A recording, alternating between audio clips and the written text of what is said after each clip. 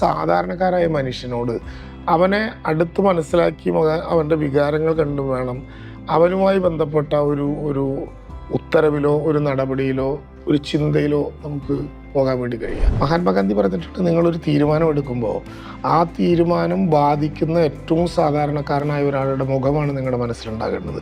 സത്യത്തിൽ ഈ പട്ടയ വിതരണത്തിനൊക്കെ വർഷങ്ങളായി ഇപ്പോൾ ഈ ഗോവിന്ദ മാഷ്ട മണ്ഡലമായിട്ടുള്ള തളിപ്പറമ്പിലെ മൊറാഴയിൽ നിന്ന് എടുത്തിങ്ങോട്ട് നോക്കിയാൽ ഇങ്ങോട്ട് വരുന്ന വഴികളെല്ലാം ഈ 50 വർഷമായി ഭൂമിക്ക് സമരം ചെയ്യുന്ന ഉള്ളകരയിലെ ആദിവാസികൾക്ക് 1.5 ഏക്കർ ഭൂമി കൊടുത്തു.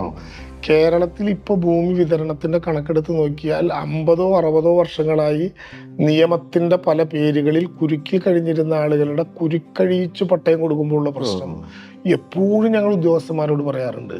ഈ നിയമവും ചട്ടവും ചെകുത്താനും ഓടിക്കുന്ന കുരിശായി സാധാരണക്കാരുടെ മുമ്പിൽ കാണിക്കാൻ പാടില്ല.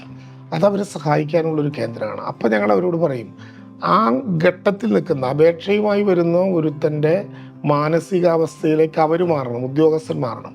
ഞാൻ 50 വർഷമായി ഒരു വീടില്ലാതെ, ഒരു ഭൂമിയില്ലാതെ, മക്കളെ കെട്ടിക്കാനാവാതെ, കുഞ്ഞുങ്ങളെ സ്കൂളിലേക്ക് അയക്കാൻ പറ്റാതെ, ഭൂമിയുടെ രേഖയില്ലാതെ കിടക്കുന്ന ഒരാളാണ് എന്നൊരു അപേക്ഷ മേടിക്കുമ്പോൾ നമ്മൾ അവരാകണം. നമ്മൾ അവരുടെ മാനസികാവസ്ഥയിൽ നിന്നാൽ നിയമങ്ങളുടെ മുമ്പിലൊക്കെ ആർക്കും ഉപദ്രവം പറ്റാത്ത വിധത്തിൽ കണ്ണടയ്ക്കാനോ നടപടിയെടുക്കാനോ ആവശ്യമെങ്കിൽ നിയമം മാറ്റി എഴുതാനോ തയ്യാറായ നമ്മളെ ആ ഓർമ്മകൾ പ്രാപ്യമാക്കും.